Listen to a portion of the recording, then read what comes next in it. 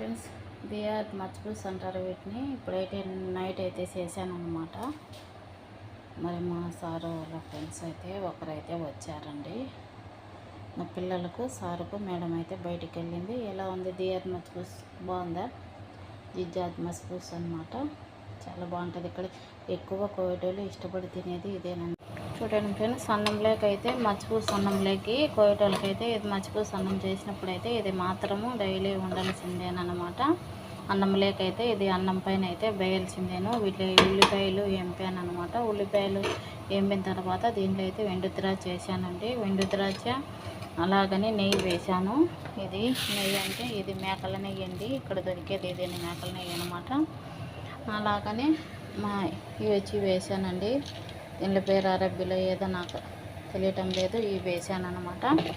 అలాగని దాల్చిన చెక్కల పొడి, ఏలకల పొడి,